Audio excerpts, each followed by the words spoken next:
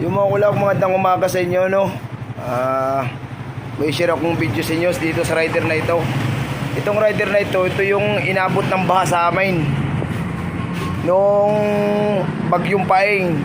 Tapos puno ng na-drain na langis dito kasi sabi ko sa may-ari na-drain muna para hindi na mag-stack yung tubig dun sa makina. Tapos may picture ako niyan, sinend niya sa akin, tapos kinarga na lang dito sa sasakyan daray.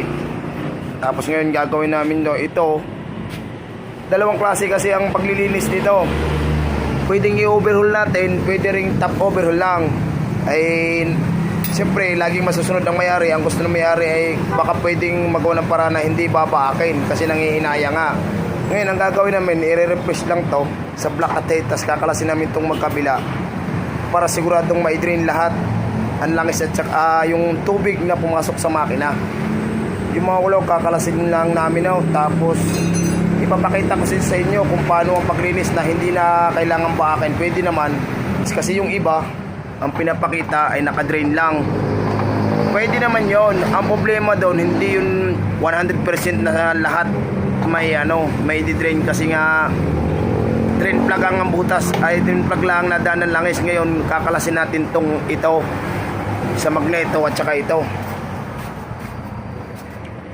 para siguradong malaki ang butas na dadaanan nung may naiwan tubig. Siguradong may drain siya ng ayos.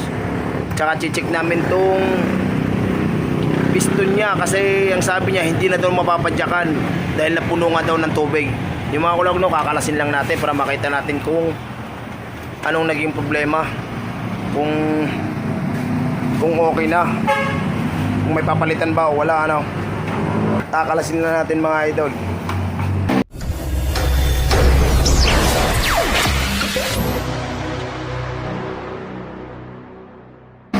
Yung mga kulog ito bukas na kitang-kita nyo naman ayan yung mga kulay brown.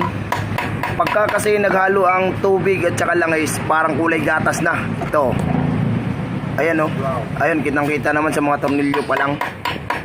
Kaya delikado pagka i-drain mo lang sa langis, kasi kung nakikita nyo sa iba na i-drain mo lang dong mga advice ng iba, ng ibang mekaniko, i-drain lang okay na. Mahirap yun kulaog. Sa akin hindi pwede yun kasi delikado yun. Kasi kita nyo naman hahalo ulit yan sa langis kasi ang tubig yan ang delikado sa, alam nyo, pagka bakal masira ang makina mo kasi hahalo siya sa langis. Ayan ayan kitang kita nyo naman tubig. Kaya ang gagawin lang namin ito, gusto ko sana i-overhaul na, kaso kung kayang gawa ng paraan na kahit top overhaul lang, sabi ko pwede naman yon. Kaso kakalasin ko itong magkabila para siguradong ma-drain yung lahat na natirang tubig, saka hugasan natin ng ayos. Kasi kung i-drain mo lang sa drain plug, napakadelikado.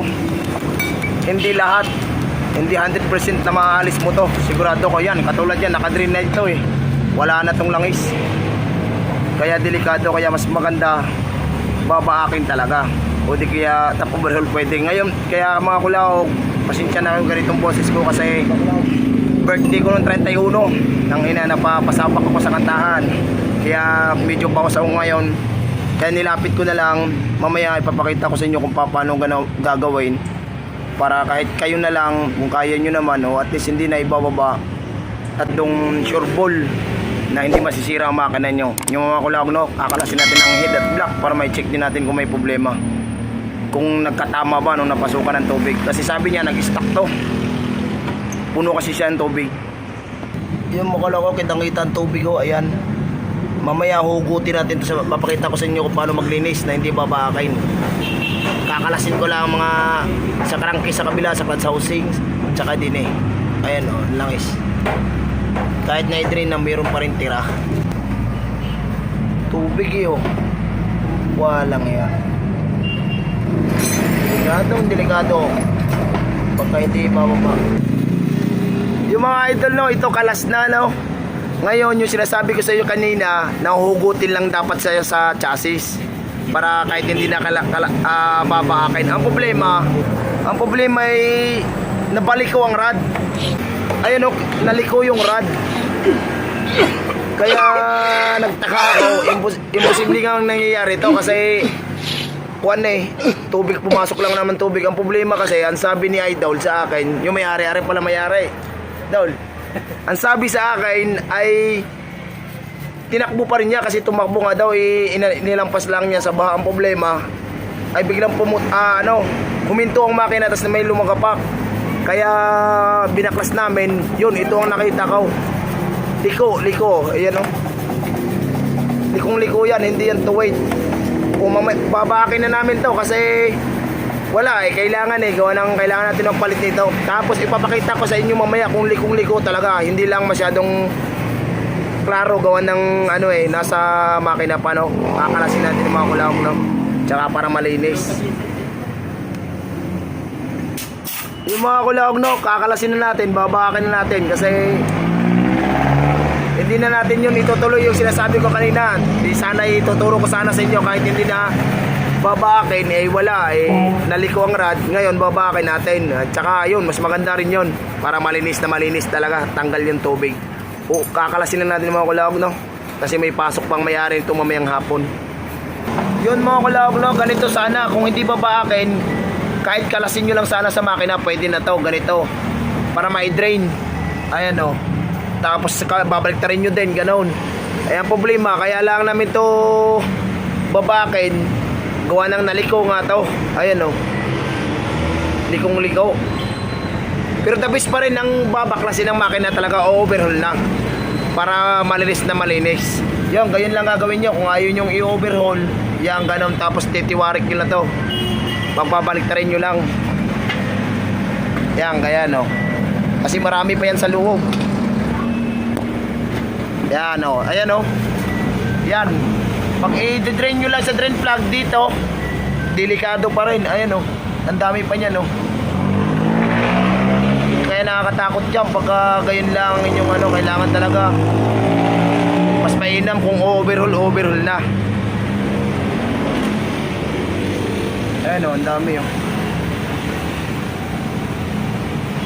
patutuloy na natin kulawag sa ating kakalasin ng makina para malinis na ng ayos. Tsaka yung rod, mapapalitan natin ng connecting rod. Sira ang connecting rod. Yung mga kulawag, okay na kalas na.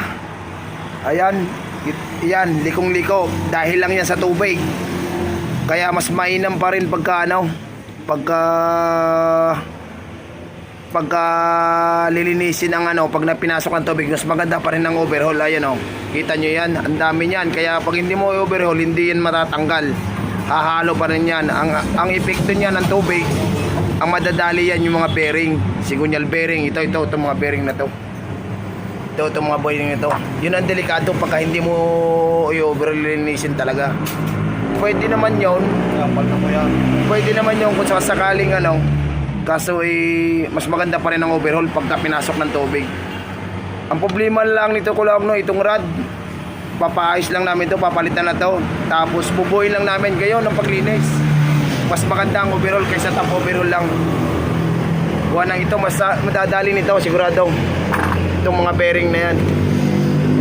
Ayan yun ang mga kulawag tapos aming bubuin na mamaya, update ko kayo pag binubuo na. Yung mga kulawag, ito na ipapalit natin bagong connecting rod, pin bearing at saka pin, at saka ito bearing. Kasi pagka nagbaa kami, automatic palit sa dalawang ito.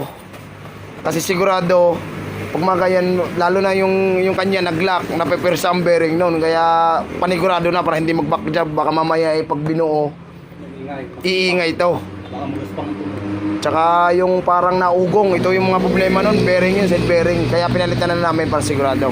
Tsaka mamaya kulawag, pag binuna namin di ating update ko na lang kayo pag okay na.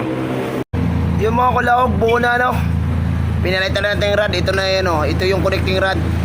Balik ko, kitang kita naman Kaya ito naliko dahil siguro tumakbo. Siyempre sa lakas ng compression, yung combustion niya, pagbalik niya ng connecting rod, puno ng tubig, kaya ito nangyari sa lakas ng impact. Kaya delikado pagka nabaha. Tsaka yun mga kulog, okay na. Ngayon bubuin na lang natin para makauwi na si Idol. May pasok pa.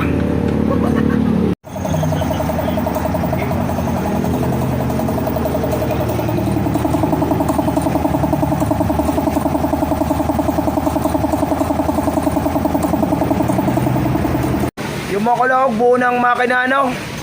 Kalahati na lang, mabubuo na. Tapos shoutout muna tayo sa may-ari, boss. Yun, Sir Mike. Tsaka shoutout tayo sa Dumayo, tropa, oh. Tropa. Yun, naring motor ni tropa, oh. Nirefresh lang namin, nirefresh. Kargado din rin. Tsaka siyempre, shoutout tayo sa may-ari ng shop. Boss! BB Boss! Ayun na aming madam, shoutout sa inyong lahat. At saka mga tropa nating lagi nilunod, shoutout sa inyo.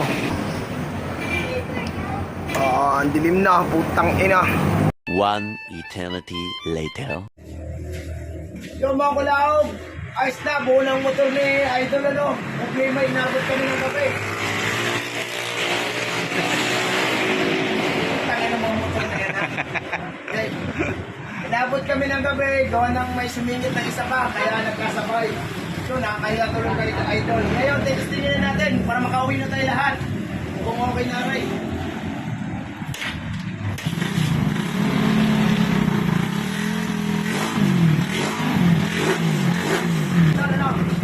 Ano may-ari, boss? Makakauwi na rin. Hindi naman pala, okay na. Wait lang, ano.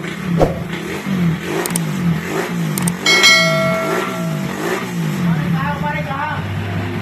Yun mga boss, huwag nyo na iluluso sa baha ha.